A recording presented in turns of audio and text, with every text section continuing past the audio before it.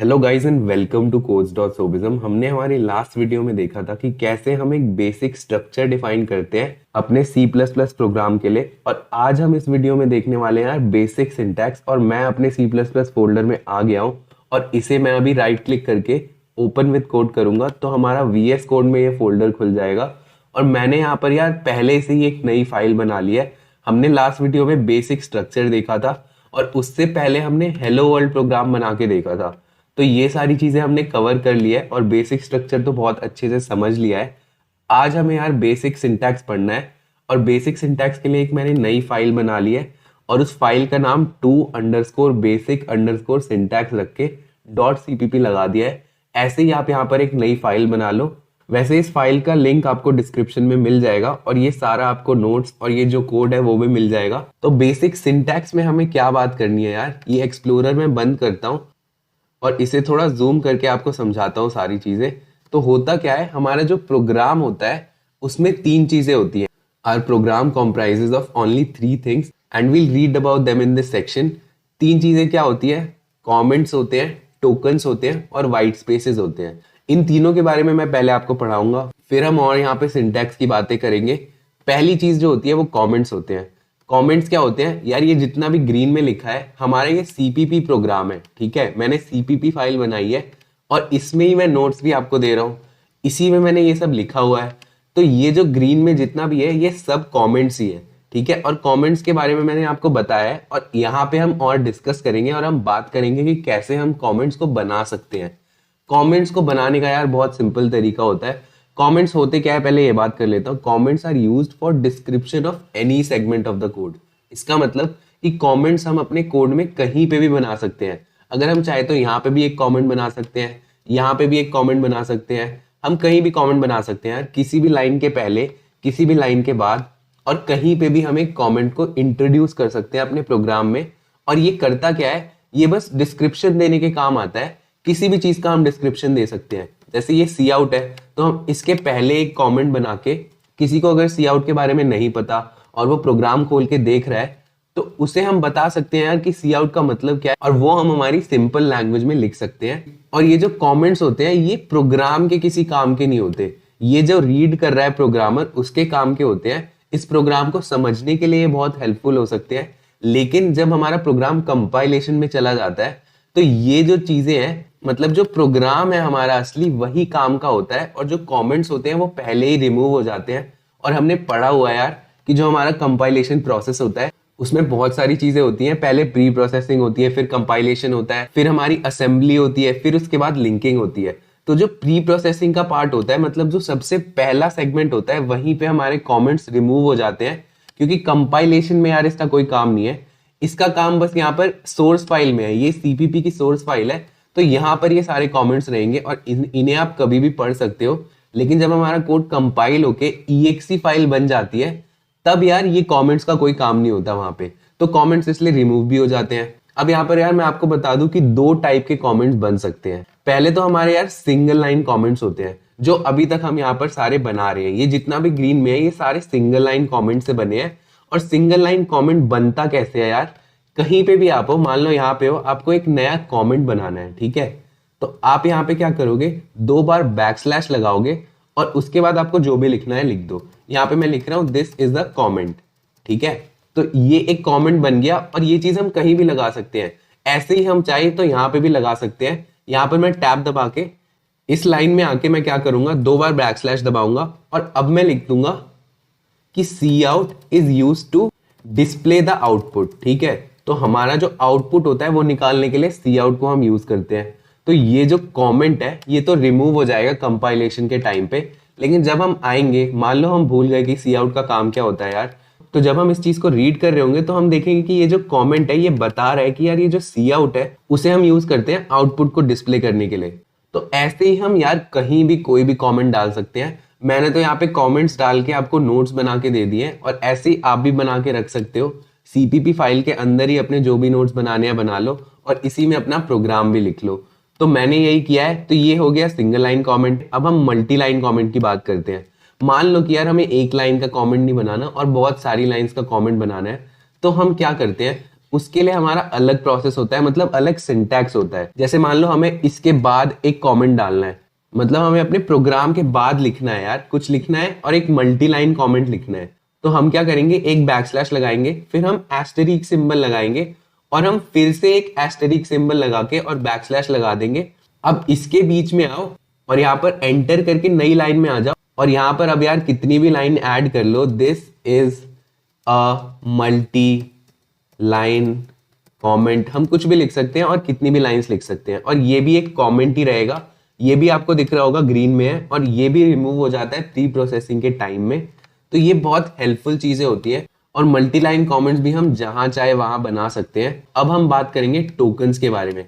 तो हमारा प्रोग्राम एक तो कमेंट्स रखता है, दूसरी चीज होती है टोकन्स। अब टोकन्स बहुत इंपॉर्टेंट है यार, और टोकन से ही हमारा पूरा प्रोग्राम बनता है। टोकन ही यार सब कुछ है। मैं आपको बताता हूँ टोकन क्या होता है। और token is the smallest element of a C++ program that is meaningful to the compiler. मतलब टोकन ऐसा छोटा एलिमेंट है जिसका मतलब हमारा कंपाइलर समझ सकता है।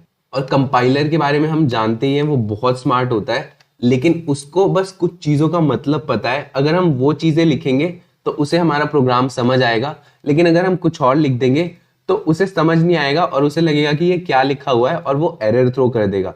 जैसे हमने पहले भी बात की है कि मान लो ये रिटर्न है, रिटर्न का मतलब वो जानता है, लेकिन अगर हम रिटर्न की जगह यहाँ पर एन लिखना भूल जाए तो हमारी ये स्पेलिंग मिस्टेक हुई है। और अब हम अगर रन करेंगे तो वो बोलेगा कि रिटर्न इज अनडिफाइंड, क्योंकि हमारा जो कंपाइलर है उसे कुछ चीजों का ही मतलब पता है, और हम वही चीजें उसे बताएंगे तभी वो समझ पाएगा, और इसी को टोकन बोलते हैं। तो रिटर्न एक टोकन नहीं हो सकता। और यहाँ पर देखो रेड अंडरलाइन हो गया है, और यहाँ अगर हम इस पे होवर करेंगे तो यहाँ ये बता देगा कि आइडेंटिफायर रिटर्न जो है वो अनडिफाइंड है, तो इसे हम रिटर्न कर देंगे, और ये हमारा एक टोकन कहलाएगा, क्योंकि इसका इंडिविजुअली एक मीनिंग है और वो मीनिंग हमारा कंपाइलर समझ सकता है। तो स्मॉलेस्ट एलिमेंट जो होता है वो टोकन होता है। इसके बारे में और बात करते हुए मैं आगे बढ़ता हूँ कि जो C++ पार्सर होता है recognises these kinds of comments. मतलब हमारा जो कंपाइलर के अंदर जब हम रीड कर रहे होते हैं तो ये जो होते हैं इन सारे टोकन्स को वो समझ सकता है, मतलब रिकॉग्नाइज कर सकता है। पहले होते हैं आइडेंटिफायर्स, फिर आते हैं कीवर्ड्स, फिर होते हैं लिटरल्स, ऑपरेटर्स, पंक्चुएटर्स और कुछ सेपरेटर्स। तो इन चीजों के बारे में भी हम बात करते हैं, और यही हमारे टोकन्स होते हैं यार वैसे। और adding all the tokens make up the whole program. मतलब हमारा जो पूरा प्रोग्राम है ना वो टोकन से ही मिलके बनता है। जैसे ये एक टोकन हो गया, और ये एक टोकन हो गया, ये हमारा एक अलग टोकन हो गया, एसटीडी हमारा अलग टोकन हो गया, और ये जो सेमी कॉलन हमने लगाया है ये भी एक अलग टोकन होता है। ये हमारा स्मॉलेस्ट चीज है जो हमारा कंपाइलर समझ सकता है। इसके बारे में और बात करूंगा, अभी और अच्छे से मैं आपको टोकन समझाना चाहता हूं, लेकिन पहले हम कीवर्ड्स आइडेंटिफायर्स के बारे में बात कर देते हैं। तो टाइप्स ऑफ टोकन्स क्या होते हैं यार। पहला होता है keyword. Keywords are those words whose meaning is already defined by the compiler. हमें पता है कि कंपाइलर जो है उसके पास कुछ वर्ड्स हैं जिनका मतलब वो जानता है, और उन्हीं को हम कीवर्ड्स बोलते हैं। हम यार ये चीज जानते हैं कि C++ एक हाई लेवल लैंग्वेज है, और हमें ये भी पता है कि जो हमारी कंप्यूटर लैंग्वेज होती है वो मशीन कोड में होती है, मतलब बाइनरी कोड में होती है, जीरोज और वन के फॉर्म में होती है। लेकिन प्रोग्रामिंग के लिए हम यार वो जीरोज और वन का पैटर्न यूज नहीं कर सकते, इसीलिए हमने यार यहाँ पर लैंग्वेजेस को बनाना शुरू किया। पहले हमारी असेंबली लैंग्वेज आई, फिर धीरे धीरे इवॉल्व होते हुए C, और उसके बाद C++, और आजकल पाइथन, जावा जैसी बहुत सारी हाई लेवल लैंग्वेजेस है। लेकिन यहाँ पर हम C++ पढ़ रहे हैं, और ये भी एक हाई लेवल लैंग्वेज मानी जाती है। तो इसमें क्या होता है, ये प्रोग्रामर फ्रेंडली होती है, प्रोग्रामर्स को मतलब समझ आता है। जैसे यार ये आप देखो, ये हमारा कोड है #include IOStream। इससे आप मतलब बता सकते हो कि यार हम इंक्लूड कराना चाहते हैं कुछ IOStream, लेकिन हम इसे अपनी लैंग्वेज में नहीं लिख सकते। हम ये नहीं बोल सकते कि include IOStream file to the code. ये चीज हम लिखेंगे तो हमारे कंपाइलर को समझ नहीं आएगा, लेकिन हम ये लिख रहे हैं तो उसे समझ आ रहा है, क्योंकि वो हमारे टोकन्स के फॉर्म में उसका मतलब उसे पता है। तो हमें ये पता लगा कि यार कीवर्ड्स जो होते हैं वो वर्ड्स होते हैं जिनका मीनिंग पहले से ही डिफाइंड होता है कंपाइलर में, और उन्हें हम अगर अपने प्रोग्राम में लिखेंगे तो वो समझ जाएगा कि हाँ आप ये बोलना चाहते हो। इसको मैं कमेंट कर देता हूँ, और आपको ये दिखा कि इन चीजों का कोई मतलब नहीं होता, और जब हम ये अपने प्रोग्राम में लिखेंगे तो वो हमारा एरर देगा, क्योंकि ये तो हमने इंग्लिश में लिख दिया, लेकिन हमारा जो C++ है वो भी एक लैंग्वेज है और उसे हमें अलग तरीके से लिखना होगा, तो हम #include IOStream लिखेंगे। तो यहाँ पर आगे बात करता हूं मैं, ये जो कीवर्ड्स होते हैं इन्हें हम एज आइडेंटिफायर यूज नहीं कर सकते, लेकिन ये सेंटेंस समझने से पहले हमें आइडेंटिफायर का मतलब पता होना चाहिए, क्योंकि वो भी हमारे टोकन्स का ही एक पार्ट होते हैं। और आइडेंटिफायर के बारे में बात करने से पहले मैं एग्जांपल्स बता देता हूँ यार। इंट एक हमारा कीवर्ड होता है, मतलब हम जहां भी इंट लिखेंगे हमारे कंपाइलर को समझ आ जाएगा कि हम एक इंटीजर को रेफर कर रहे हैं। और वैसे ही और भी होते हैं यार, इंट हो गया हमारा, और यहाँ पर स्ट्रक्ट हो गया, स्ट्रक्ट लिखते हैं तो स्ट्रक्चर बन जाता है। इसके बारे में हम आगे बात करेंगे और पढ़ेंगे भी स्ट्रक्चर्स को बहुत अच्छे से। क्लास होता है, हमने क्लास पिछली वीडियो में देखा था, बेसिक स्ट्रक्चर में हमने क्लास देखा था कि कैसे बनती है। हमने इसे पढ़ा नहीं है और हम जानते नहीं है कि क्या क्या इसमें होता है। इसके बारे में हम बहुत अच्छे से पढ़ेंगे और ऊप्स में हमें क्लास बहुत अच्छे से समझ आ जाएगी। रिटर्न तो आप देख चुके हो यार, रिटर्न का एक जो मतलब होता है कि आप रिटर्न कर दो, यहाँ पे रिटर्न 0 करके हम प्रोग्राम को एंड कराते हैं। तो यहाँ पे रिटर्न का मतलब भी हमारे कंपाइलर को पता होता है और वो एक कीवर्ड होता है। और कैर, फ्लोट, लॉन्ग, ये सब ऐसे बहुत सारे कीवर्ड्स होते हैं यार। हमें ये चीज पता लगी कि कीवर्ड्स को एज आइडेंटिफायर्स हम यूज नहीं कर सकते। और आइडेंटिफायर्स क्या होते हैं? C++ identifier is a name used to identify a variable, function, class और any other user defined item. इस वर्ड पे आप पहले फोकस करो यार, ये चीजें हमें समझने की जरूरत नहीं है कि यार ये क्लास, फंक्शन, वेरिएबल ये सब कैसे बनता है, क्या होता है, उससे हमें मतलब नहीं है।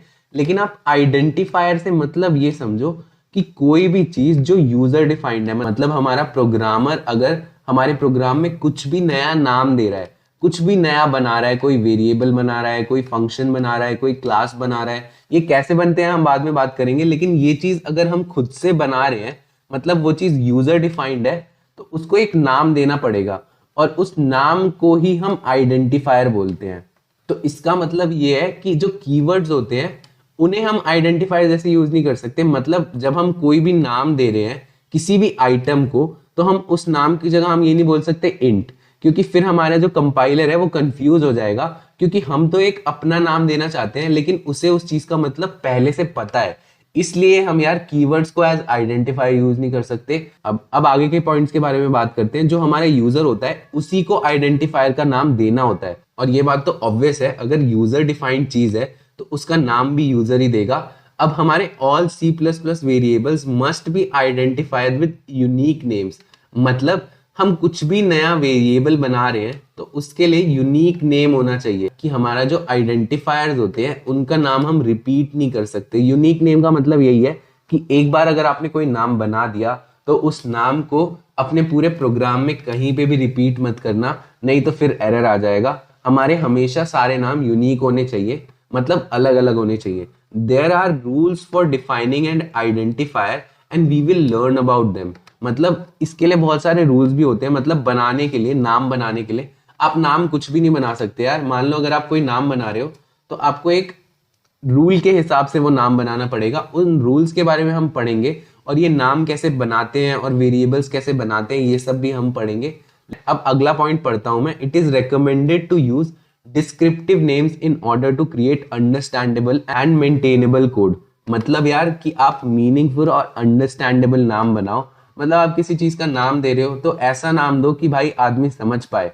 जैसे मैं यार आपको एक एग्जांपल देता हूँ कि ये जो सी आउट है, ये किसी ना किसी ने कहीं पे बनाया होगा, इसका कोड किसी ना किसी ने लिखा होगा, इसीलिए हम यहाँ पर इसे यूज कर पा रहे हैं। और इससे हमें समझ आ रहा है कि यार आउट मतलब कुछ आउटपुट करना है। अगर हम कुछ भी अलग सा नाम दे देते, जैसे हम ये लिख देते, तो ये हमारा मीनिंगफुल नाम तो नहीं हुआ। इसका मतलब हमें समझ नहीं आया कि क्या है। लेकिन हमें मीनिंगफुल नाम इसलिए बनाना चाहिए ताकि हमारे जो फेलो प्रोग्रामर्स हैं वो समझ पाए कि हमने यार क्या लिखा है, वो नाम क्यों दिया है हमने, और उस नाम का मतलब क्या है।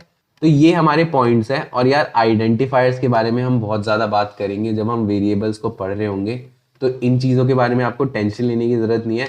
यहाँ पर बस मुझे टोकन्स के बारे में बात करना था, तो उसमें आइडेंटिफायर्स भी आते हैं, इसलिए मुझे बताना था आपको, तो मैंने बता दिया। तीसरी चीज़ हमारी होती है लिटरल्स। लिटरल्स क्या होते हैं? अ literal is a notation for representing a fixed value in source code. Literal का मतलब यार वैसे भी आपको पता होगा कि हमारा एक जो लिटरल होता है वो किसी भी टाइप की एक फिक्स्ड वैल्यू को रिप्रेजेंट करने के काम आता है। मतलब यार मान लो यहाँ पे मैं लिखूं इंटीजर, ठीक है, इंटीजर वेरिएबल, वेरिएबल बना के इक्वल्स में कर दूं 420, तो 420 हमारा एक लिटरल हो गया। 420 हमारी एक लिटरल वैल्यू है। You use literals when you have to give a value to a variable. इसने दूसरा पॉइंट बता भी दिया कि हम लिटरल्स को जब भी यूज करते हैं जब हमें वैल्यू देनी होती है यार किसी वेरिएबल को, तो ये भी एक अलग टोकन माना जाता है। अब यहाँ पर हम एग्जांपल्स देखते हैं। तो यार इंटीजर टाइप के लिटरल होते हैं जैसे 23, 67, 0, -11, ये सारे एक इंटीजर लिटरल है। हमारे फ्लोट टाइप के लिटरल होते हैं 23.45, 65.89। ये जो फ्लोट होते हैं ये हमारे फ्लोटिंग पॉइंट नंबर्स होते हैं, मतलब पॉइंट के बाद भी हमारा नंबर है, उन नंबर्स को हम बोलते हैं यार फ्लोट लिटरल, ठीक है। अब आते हैं हमारे कैरेक्टर लिटरल। कैरेक्टर के बारे में हम जानते हैं कोई भी एक कैरेक्टर, जैसे ये ए हो गया तो ये एक कैरेक्टर लिटरल है, ये जी हो गया तो ये भी एक कैरेक्टर लिटरल है, डब्ल्यू एक कैरेक्टर लिटरल है और एस भी एक कैरेक्टर लिटरल है। और ये हमारे जो सिंगल कोट्स के हमने अंदर रखा है ये हम इसलिए करते हैं क्योंकि C++ में जो कैरेक्टर लिटरल्स होते हैं उनको हम ऐसे ही रिप्रेजेंट करते हैं, हमें सिंगल कोट्स में उन्हें डालना पड़ता है। हम ऐसे नहीं लिख सकते कि यार ये ए है क्योंकि इसका मतलब हमारा कंपाइलर समझ नहीं पाएगा, लेकिन हम यहाँ पर इसे सिंगल कोट्स के अंदर रख देंगे तो वो समझ जाएगा कि हम कैरेक्टर लिटरल ए की ही बात कर रहे हैं। और ऐसे ही और भी जितने भी कैरेक्टर्स होते हैं उन्हें हम रिप्रेजेंट कर सकते हैं। उसके बाद हमारा आता है यार स्ट्रिंग लिटरल। स्ट्रिंग के बारे में आप देख चुके हो लेकिन आपको मैंने बताया नहीं है, लेकिन आप उसे यूज कर चुके हो। स्ट्रिंग क्या होती है? जब भी हम डबल कोट्स के अंदर कुछ भी सेंटेंस लिखते हैं तो उसे हम एक स्ट्रिंग बोलते हैं और ये एक अलग टोकन होता है और इसे हम स्ट्रिंग लिटरल बोलते हैं। जैसे इसके अंदर मैंने लिखा है we are learning the basic syntax of a C++ program, तो ये एक लिटरल है यार और ये एक स्ट्रिंग लिटरल है, ठीक है। और यहाँ पर देखो इस पे आप होवर करोगे तो आपको दिखेगा const char 51 we are learning the basic syntax of a C++ program. मतलब ये हमारे 51 कैरेक्टर्स से मिलके बना है और ये एक स्ट्रिंग लिटरल है। जो कैरेक्टर्स का कलेक्शन होता है यार उसी को हम स्ट्रिंग बोलते हैं और स्ट्रिंग को हम यूज भी कर चुके हैं। जैसे ये डबल कोट्स के अंदर है दिस इज C++ ट्यूटोरियल, तो ये एक लिटरल हो गया। codes.sobism ये एक अलग लिटरल हो गया। तो आई होप आपको स्ट्रिंग का मतलब समझ आया हो कि वो एक कलेक्शन होता है, मतलब हमें जब सेंटेंस को रिप्रेजेंट करना होता है तो हम स्ट्रिंग लिटरल का यूज करते हैं।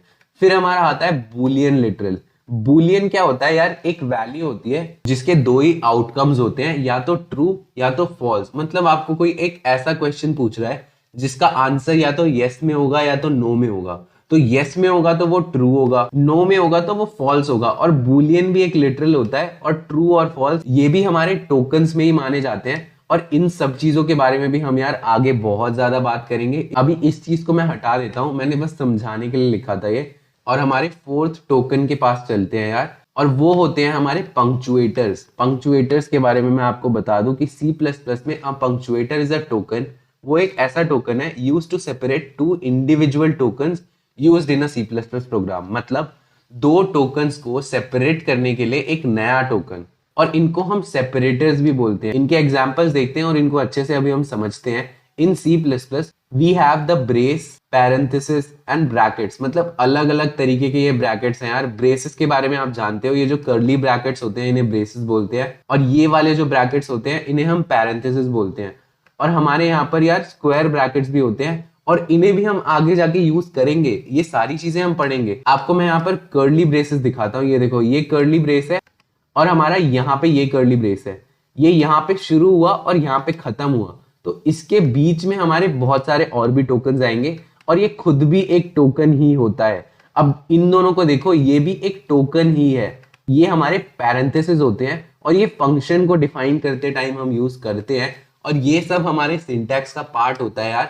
ये चीज अगर आप नहीं लिखोगे तो आपका एरर आ जाएगा। जैसे आपने इसको नहीं लिखा और अभी देखो यहाँ ये रेड लाइन आ चुकी है और इस पे आप होवर करोगे तो आप देखोगे main can not be used as a global variable, क्योंकि इसे लगा यार कि हम एक वेरिएबल बनाना चाहते हैं और हम लेकिन यहाँ पर फंक्शन बनाना चाहते हैं। तो फंक्शन बनाने के लिए हमेशा यहाँ पे पैरेंथेसिस का यूज करना चाहिए। और ऐसे ही इन सब चीजों का यूज होगा यार, और ये सारी चीजें यार धीरे धीरे आपके सामने खुलती जाएंगी जैसे जैसे हम इस कोर्स में आगे बढ़ेंगे। अब मैं सेमीकोलन के बारे में थोड़ा बात करता हूँ यार। ये जो सेमीकोलन होता है ये हमारा यार स्टेटमेंट टर्मिनेटर होता है। The semicolon is a statement terminator, that is each of the individual statements must be ended with a semicolon. मतलब अगर हम कोई भी स्टेटमेंट लिख रहे हैं अपने सी प्लस प्लस प्रोग्राम में तो उसके बाद एक सेमीकोलन लगाना मैंडेटरी है, और अगर हम नहीं लगाएंगे तो वो एरर थ्रो करेगा। और ये जो सेमीकोलन होता है वो भी एक इंडिविजुअल टोकन होता है, मतलब इसका मतलब भी हमारे कंपाइलर को पता है। मतलब जब हमारा कंपाइलर रीड कर रहा होगा हमारा प्रोग्राम, तो अगर उसे सेमीकोलन दिखा तो वो समझ जाएगा कि हम स्टेटमेंट टर्मिनेट करना चाहते हैं। It is mandatory to put a semicolon at the end of each executable statement, otherwise the compiler will raise a syntax error. मतलब सिंटैक्स में आपने गलती कर दिया यार, मान लो ये यूजिंग नेमस्पेस एसटीडी है, आप ये चीज नहीं लगाओगे तो अभी आप देखो यहाँ पे एक एरर थ्रो हो जाएगा। यहाँ पे इंट में आ गई है एक्सपेक्टेड अ सेमीकोलन, तो ये एक्सपेक्ट कर रहा है कि पहले आप एक सेमीकोलन लगाओ फिर उसके बाद यहाँ पे इंट लिखो। अगर मैं यहाँ पर नहीं लगाऊंगा सेमीकोलन तो फिर आपको ये देखो रेड लाइन दिखी यहाँ पे, फिर इसने बोल दिया एक्सपेक्टेड अ सेमीकोलन, तो यहाँ पे आपको सेमीकोलन लगाना पड़ेगा। और अभी आप ये भी बोल सकते हो यार कि हमने इंट में इनके बाद तो नहीं लगाया, यहाँ पे हमने सेमीकोलन नहीं लगाया, लेकिन यहाँ पे हमारा सेमीकोलन नहीं लगता, यहाँ पे भी हमने सेमीकोलन नहीं लगाया। यहाँ इन दोनों में क्यों नहीं लगाया मैं आपको बताता हूँ। जैसे यूजिंग नेम स्पेस एसटीडी ये एक स्टेटमेंट हो गई, हम बोल रहे हैं कि यूज करो नेम स्पेस एसटीडी, लेकिन यहाँ पे भी तो हम बोल रहे हैं कि इंक्लूड करो आईओ स्ट्रीम फाइल, बट फिर भी हम यहाँ पे नहीं लगाते क्योंकि ये एक प्री प्रोसेसर कमांड है। और ये चीज आप चाहे लिख लो कि we don't have to use semicolon in preprocessor commands.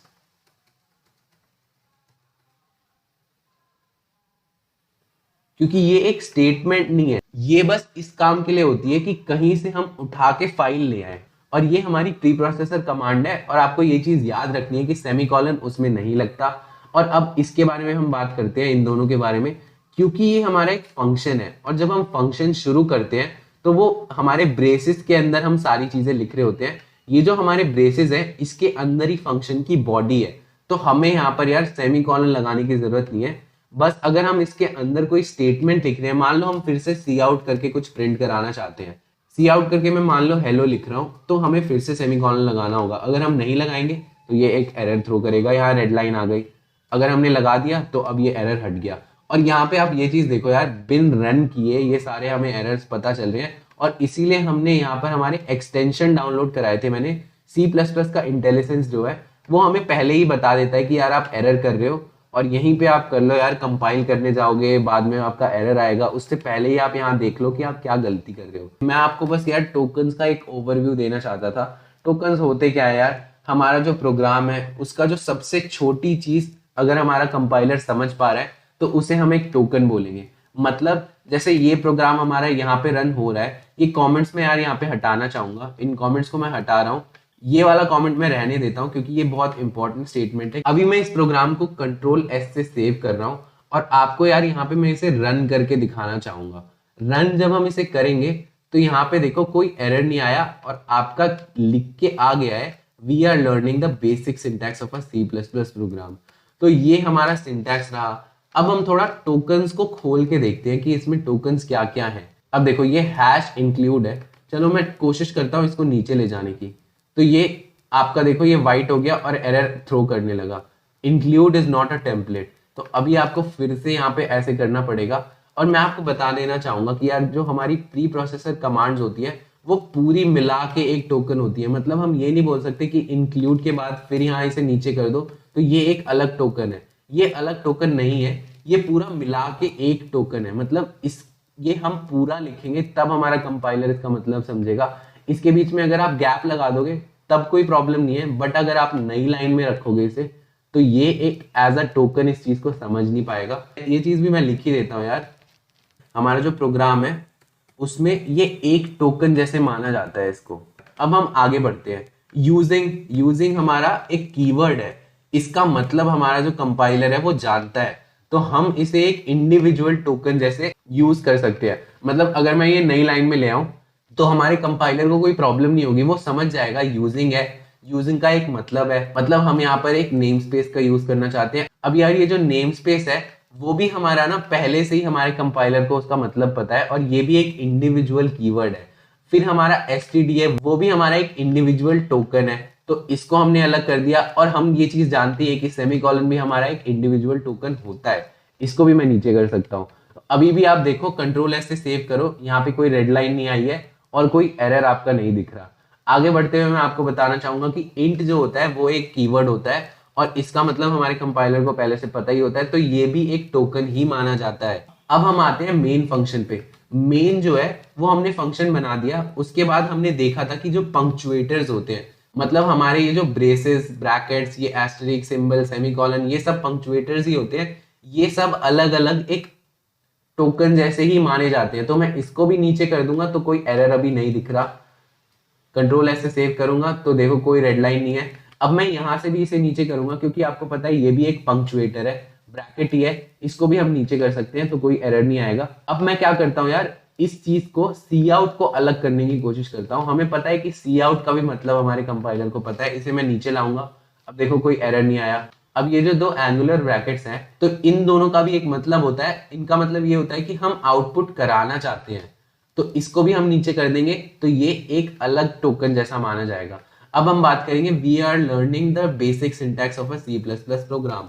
अब ये पूरा मिला के एक टोकन माना जाएगा क्योंकि ये एक स्ट्रिंग है। हम यहाँ पर ये नहीं कर सकते कि यहाँ से हम नई लाइन ले आए क्योंकि फिर वहां पे वो एरर थ्रो करने लगेगा। ये देखो रेड लाइन आ गई, मिसिंग कोलन।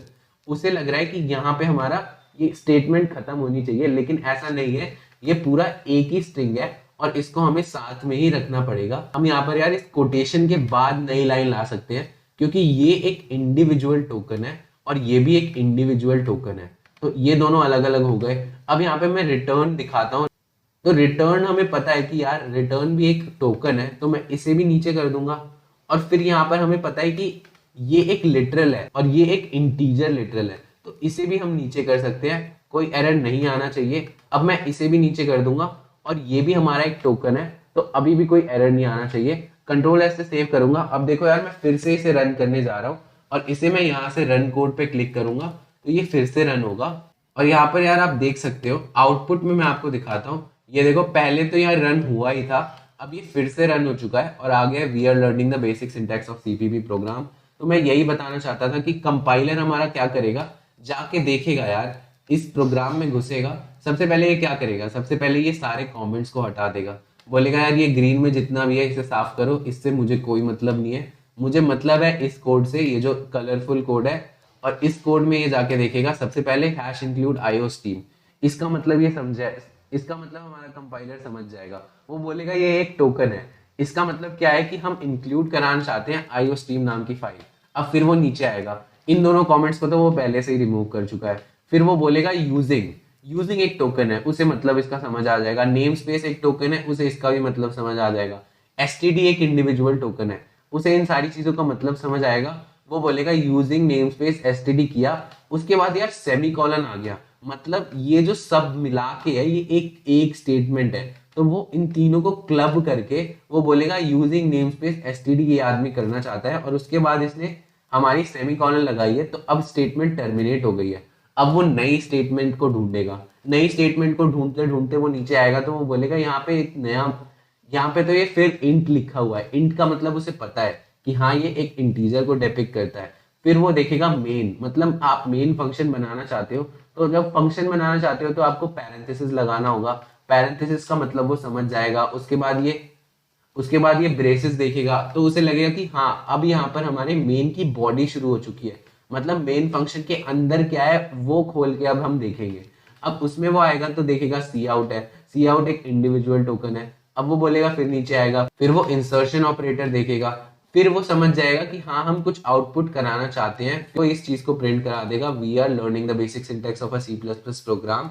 उसके बाद वो देखेगा कि ये सेमीकोलन आ गया, मतलब ये जो तीन चीजें हैं ये तीनों एक स्टेटमेंट है, और ये इन तीनों को क्लब करके एक साथ यूज करके यहाँ पर we are learning the basic syntax of C plus plus program को प्रिंट करेगा।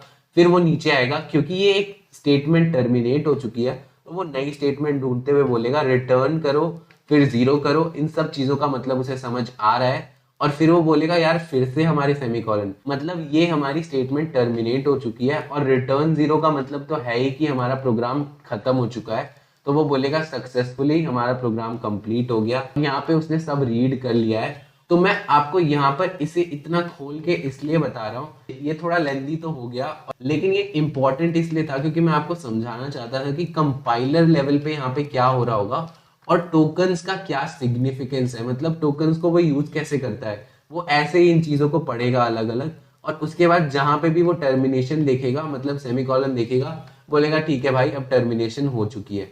और हम यार कोड जब लिख रहे होते हैं वो हम एक लाइन में क्यों लिखते हैं, क्योंकि हम रीड कर पाए। ऐसे रहेगा अगर हमारा कोड तो एक तो वो बहुत लंबा हो जाएगा और उसके बाद वो रीडेबल नहीं होगा, और कोड हमेशा रीडेबल होना चाहिए। इसीलिए यार जब भी कोई प्रोग्रामर लिखता है तो वो क्या करता है, जैसे ये एक स्टेटमेंट है तो वो एक ही लाइन में लिखना प्रेफर करेगा। वो बोलेगा यूजिंग नेमस्पेस एसटीडी, एक लाइन है तो मैंने एक लाइन में लिख दिया। वो बोलेगा इंट मेन, ये सारी चीजें वो एक लाइन में कर देगा ताकि हम समझ पाए। अगर हम चाहे तो इसे नीचे भी रख सकते हैं, लेकिन हम इसे साथ में इसलिए रखते हैं ताकि हमें यार समझ आए कि इंट का मतलब हम एक इंटीजर रिटर्न करेंगे और हम 0 रिटर्न करके इस प्रोग्राम को एंड करा ही देंगे एंड में, और हम फिर बोलेंगे मेन फंक्शन शुरू हो गया। बॉडी खोल के हम एक ही लाइन में इस सी आउट को करना चाहेंगे क्योंकि ये एक ही स्टेटमेंट है। इस स्टेटमेंट को हमने एक ही जगह पे सेमी कॉलन के साथ खत्म किया। फिर हमारी जो सेकेंड लाइन है, मतलब सेकेंड स्टेटमेंट है, उसे हम साथ में कर देंगे। पहले मैं आपको यहाँ पे ये बता दूं कि रिटर्न के बाद सीधा 0 नहीं लिखना पड़ेगा, एक हमें स्पेस देनी पड़ेगी। और ये स्पेस इसलिए देनी पड़ेगी क्योंकि कीवर्ड को वो समझ नहीं पाएगा अगर हम इसे साथ में कर देंगे। अगर हम चाहे तो यहाँ पे भी स्पेसेस दे सकते हैं क्योंकि ये इंडिविजुअल टोकन्स है तो उससे कोई फर्क नहीं पड़ता। और यहाँ पे भी आप स्पेसेस बढ़ा दोगे कितने भी तो यहाँ पे कोई एरर नहीं आएगा और हम फिर सेमीकोलन लगा सकते हैं। तो ये चीजें बस रीडेबल रखने के लिए हम एक वाइट स्पेस लगाते हैं। तो ये हमारा पूरा सिंटैक्स और टोकन्स वाली बात हो गई। अभी यार हमारा जो ये पूरा प्रोग्राम में एक चीज और होती है टोकन्स के बाद जो मैंने बताई नहीं, और वो हमारी वाइट स्पेस होती है। और ये तो बहुत सिंपल चीज है यार, हमें सबको पता ही है कि एक प्रोग्राम में हमने अभी देखा कि कमेंट्स होते हैं, कमेंट्स हमारे रिमूव हो जाते हैं, उसके बाद टोकन्स होते हैं, और सारे टोकन्स जो होते हैं उन्हें मिला के ही हमारा ये प्रोग्राम बन रहा होता है। और उसके बाद और चीजें होती हैं, उन्हें हम बोलते हैं वाइट स्पेस। जैसे ये हमने बीच में दे रखा है, ये भी एक वाइट स्पेस है। यहाँ पे हमने बीच में एक दे रखा है, ये भी एक वाइट स्पेस है, ये भी एक वाइट स्पेस है। और हमारे प्रोग्राम में कितने वाइट स्पेसेस होते हैं? अब वाइट स्पेस क्या होता है? It is a term to refer blanks, tabs. Tab का मतलब क्या होता है कि आप मान लो अपने कीबोर्ड पे टैब दबाओगे तो यहाँ पर 4 स्पेसेस आएंगे, और ये 4 वाइट स्पेस देखो बन चुके हैं, 4 डॉट्स आपको छोटे छोटे दिख रहे होंगे। तो यही होता है कि ब्लैंक्स, टैब्स और न्यू लाइन कैरेक्टर्स, मतलब नई लाइन में जब हम आ रहे हैं, देखो ये हम यहाँ से एंटर करेंगे तो नई लाइन में आ जाएंगे, तो ये भी हमारा व्हाइट स्पेस ही होता है और व्हाइट स्पेस का ही पार्ट होता है। अब हमारा white space is used to separate one part of the statement from another. इसका मतलब क्या है? जैसे यार यूजिंग के बाद आप व्हाइट स्पेस नहीं लगाओगे तो हमारा कंपाइलर समझेगा ही नहीं इस चीज को, उसे समझ नहीं आएगा कि ये आइडेंटिफायर क्या है। यहाँ पे बोल भी रहा है identifier using namespace is not defined, क्योंकि ये एक वर्ड नहीं है, ये दोनों अलग अलग टोकन्स है। तो इन्हें अलग समझने के लिए बीच में एक व्हाइट स्पेस यूज करना पड़ेगा, नेम स्पेस और एसटीडी के बीच में भी एक व्हाइट स्पेस यूज करना पड़ेगा, तभी ये समझ पाएगा। और देखो यार यहाँ पे सेमीकोलन है, इसमें आप चाहो तो व्हाइट स्पेस लगाओ चाहे मत लगाओ, क्योंकि इसे एनकाउंटर करते ही वो समझ जाएगा कि एसटीडी अब खत्म हो चुका है और ये सेमीकोलन शुरू हो चुका है, मतलब हमारा स्टेटमेंट जो है वो खत्म हो चुका है। तो यहाँ पर ऑप्शनल होता है व्हाइट स्पेस लगाना, लगाना चाहो तो लगाओ, नहीं लगाना चाहो तो मत लगाओ। यहाँ पे भी देखो मैंने व्हाइट स्पेस नहीं लगाया था, अगर लगा भी दूंगा तो कोई हमारा ऐसा एरर नहीं आएगा। तो व्हाइट स्पेस का ये बहुत इंपॉर्टेंट काम होता है यार। अब व्हाइट स्पेस आइदर EITHER होगा, white space either then that is usually ignored by the compiler. मतलब जैसे ये व्हाइट स्पेस है, इसकी बहुत सिग्निफिकेंस है। यहाँ पे हमने एक नई लाइन दे दी है, पूरा छोड़ दिया है, तो नॉर्मली ये जितने भी व्हाइट स्पेसेस होते हैं इनका कोई मतलब नहीं होता, बस इनका एक इंपॉर्टेंट काम ये है कि यार हमें स्टेटमेंट्स को ये सेपरेट करवा देता है। और जितने भी हमारे ब्लैंक्स और टैब्स होते हैं ये सारे ना कंपाइलर हमारा इग्नोर कर देता है। अभी इस वीडियो में थोड़ा और कंटेंट मुझे आपको समझाना है, कुछ बातें मुझे और आपको यहाँ पे बतानी है जो मैं आपको ऑनलाइन कंपाइलर पे कंपाइल करके दिखाऊंगा, और ये चीजें भी बहुत इंपॉर्टेंट होने वाली है आपके लिए। तो हम यहाँ पर onlinegdb.com पे आएंगे और हमारा ये GDB ऑनलाइन डीबगर है। यहाँ पर आपको ये मिनिमाइज करके अपना C++ लैंग्वेज सेलेक्ट कर लेना है, और इस चीज को हटा के जो हमारा कोड है हम वो लिखने वाले हैं यार। यहाँ पर हम क्या करेंगे, हम यहाँ पर #include लिखेंगे, #include IOStream करूंगा मैं, और उसके बाद मैं लिखूंगा using namespace STD. Using name space STD में लिखूंगा और उसके बाद मैं इंट मेन करूंगा और मेन फंक्शन शुरू करके ब्रेसेस शुरू करके और उसके बाद मैं यहाँ पर सी आउट कर दूंगा। सी आउट के बाद इंसर्शन ऑपरेटर, फिर स्ट्रिंग शुरू होगी। ये डबल कोटेशंस के अंदर मैं हेलो वर्ल्ड लिख दूंगा। हेलो वर्ल्ड लिखने के बाद यहाँ सेमीकोलन लगाया, उसके बाद मैं यहाँ पर रिटर्न 0 कर दूंगा। तो ये वाला प्रोग्राम जो है यार हम 3-4 बार देख चुके हैं और अब मैं यही चीज बार बार आपको बताया जा रहा हूँ, लेकिन ये चीज बहुत इंपॉर्टेंट है यार। और इसमें अभी मैं और नई चीजें आपको समझाना चाहता हूँ। सबसे पहली बात तो मैं ये सब कुछ आपको अच्छे से समझाना चाहता हूँ कि ये यूजिंग नेम स्पेस एसटीडी क्यों करते हैं हम, हैश इंक्लूड आईओ स्ट्रीम क्यों करते हैं हम। वैसे थोड़ा बहुत आपको समझ आ गया है, हमें पता है कि सी आउट से हमारा आउटपुट निकलता है। और मेन फंक्शन के बारे में ये चीज आपको पता है कि ये हमारा मैंडेटरी फंक्शन है और इसी फंक्शन से हमारा जो प्रोग्राम है वो शुरू होता है, मतलब एग्जीक्यूशन यहाँ से शुरू होगा और यहीं पे हमारा रिटर्न 0 के साथ एग्जीक्यूशन खत्म होता है। अब मैं यहाँ बोलता हूँ कि मान लो हम यहाँ पर कुछ भी नहीं कर रहे हैं, जैसे ये सारी चीजें ही मैं कमेंट कर दूं, ये पूरा मैं सेलेक्ट करके कंट्रोल+फॉरवर्ड/ करूं। और जब हमें बहुत बड़े कोड को कमेंट करना होता है तो हम क्या करते हैं, कंट्रोल+/ करते हैं, तो उससे वो कमेंट भी हो जाएगा। ये अभी सेलेक्टेड है, कंट्रोल+/ करूंगा तो ये कमेंट हो जाएगा, फिर से कंट्रोल+/ करूंगा तो ये अनकमेंट हो जाएगा। तो अभी मान लो ये हमारा प्रोग्राम है, मैंने कुछ भी नहीं लिखा। जब हम कंपाइल करने के लिए भेजेंगे, मतलब जब हम रन करेंगे, तो ये चीज तो रिमूव ही हो जाएगी, तो कंपाइलर के पास तो कुछ होगा ही नहीं देखने के लिए। इसे मैं एक बार रन करके आपको दिखाता हूँ। तो यहाँ पर देखो एरर आ गया। ये क्या बोल रहा है, इस एरर में हम थोड़ा नीचे जाते हैं और मैं आपको यहाँ दिखाऊंगा अनडिफाइंड रेफरेंस टू मेन, मतलब मेन फंक्शन बनाना मैंडेटरी है। अगर आप मेन फंक्शन ही नहीं बनाओगे तो प्रोग्राम का कुछ मतलब ही नहीं होगा। तो मान लो मैं इंट मेन फंक्शन बनाता हूँ और ये ब्लैंक फंक्शन बनाऊंगा मैं, बस मैं रिटर्न 0 कर देता हूँ यार प्रोग्राम को टर्मिनेट करने के लिए। अब मैं देखो इसे रन करूंगा तो देखो कोई एरर नहीं आएगा, program finished with exit code 0, मतलब सक्सेसफुल टर्मिनेशन हो चुका है। और यहाँ पर आउटपुट में देखो कुछ भी नहीं है, ये सब ब्लैंक है क्योंकि मैंने कुछ किया ही नहीं है।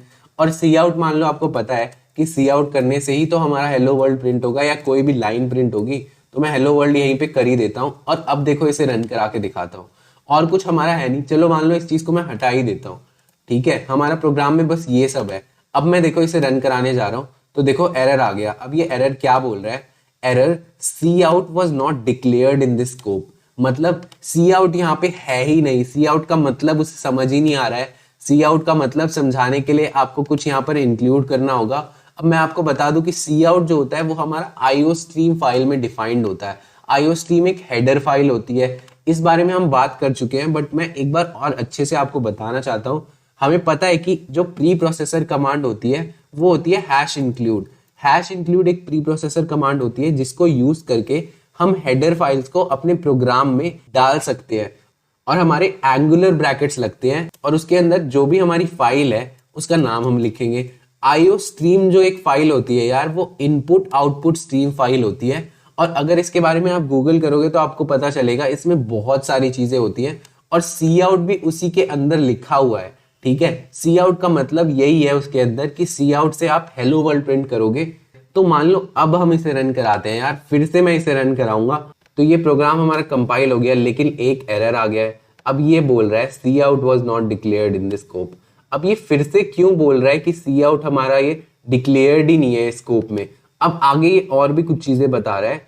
यहाँ ऑल्टरनेटिव क्या यूज करो, यहाँ पर ये बोल रहा है एसटीडी लिखो, उसके बाद लिखो 2 कॉलन और फिर आप सी आउट लिखो। तो यार ये चीज आप करके देखो एक बार। जैसे मैं यहाँ पर एसटीडी और 2 कॉलन लगा के अब इसे रन करा कर दिखाता हूँ, तो ये अब रन हो जाएगा और यहाँ पर हेलो वर्ल्ड प्रिंट हो गया। तो ये चीज क्या है, एसटीडी करने से क्या चेंज हो गया यहाँ पर और क्यों ये रन हो गया, अब इस बारे में हम बात करेंगे। और यहाँ पर जो हम यूजिंग नेम स्पेस एसटीडी करते थे उसके बारे में भी हम बात करेंगे यार। और देखो अब मैं आपको बताता हूँ ये है क्या। देखो एसटीडी और उसके बाद ये जो 2 कॉलम्स होते हैं ना, ये हमारा स्कोप रेजोल्यूशन ऑपरेटर इसे बोलते हैं। आप यहाँ पे मैं कमेंट लगा के यहाँ पे इस चीज को लिख रहा हूँ। ये जो हमारा होता है ये होता है स्कोप रेजोल्यूशन ऑपरेटर। इसका काम क्या होता है, ये एसटीडी के स्कोप में जाके देखेगा।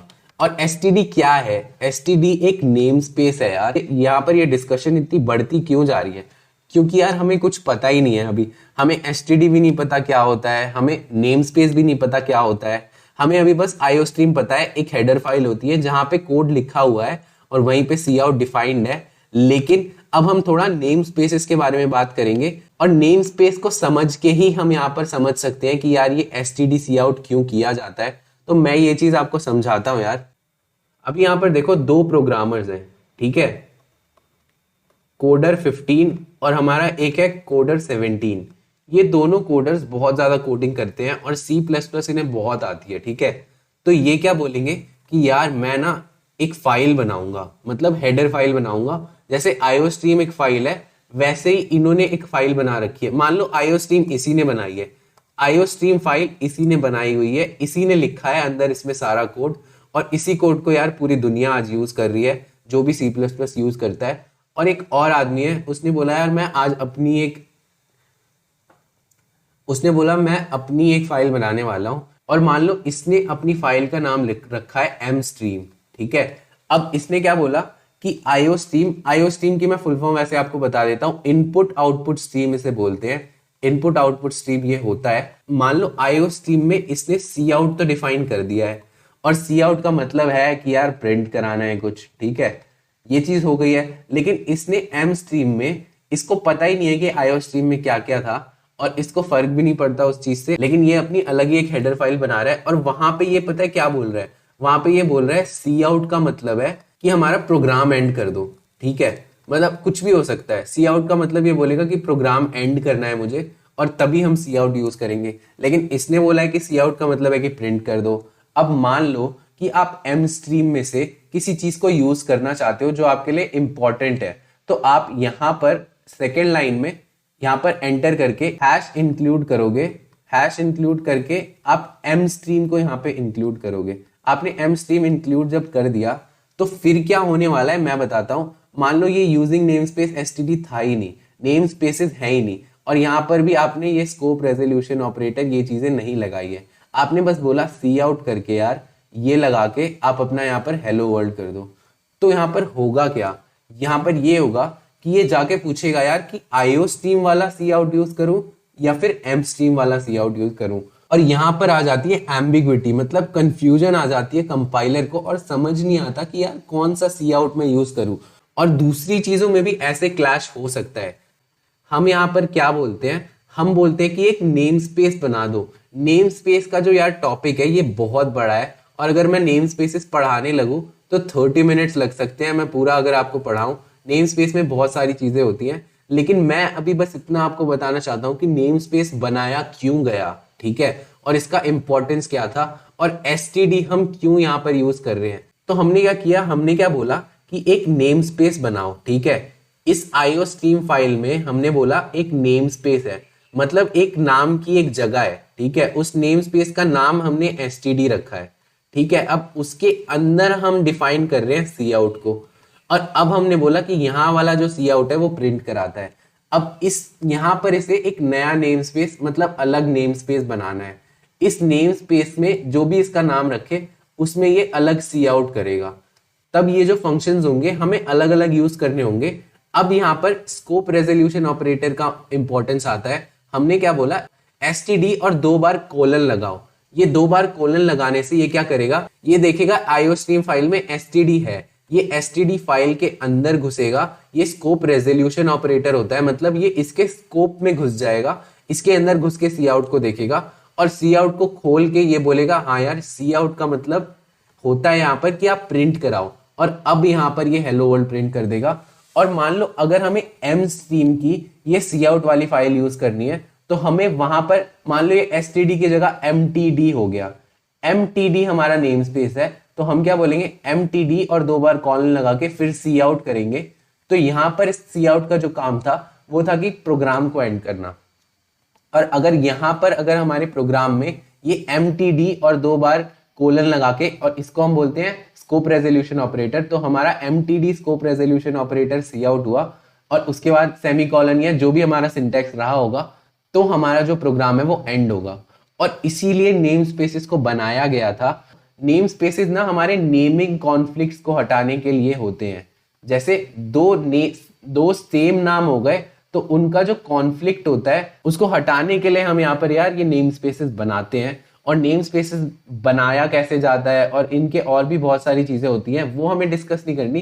हमें बस यहाँ पे जानना था कि हमने नेम स्पेसेस क्यों बनाए और क्यों हम यहाँ पर यूजिंग नेम स्पेस यूज करते हैं और एसटीडी लिखते हैं। अब देखो यार, होता क्या है कि हमने यहाँ पर या तो हम पूरे प्रोग्राम में कर दे, अगर मान लो ये चीज आप नहीं भी लगाओगे तो भी हो जाएगा। क्यों हो जाएगा? क्योंकि हमने ऊपर ही बोल दिया कि आप यूजिंग नेम स्पेस एसटीडी कर दो। ठीक है, मतलब पूरे प्रोग्राम में जहां भी सी आउट होगा ना, यहाँ पे वो एसटीडी को खुद ही खोल लेगा और वो एसटीडी के अंदर वाले सी आउट को ही यूज करेगा।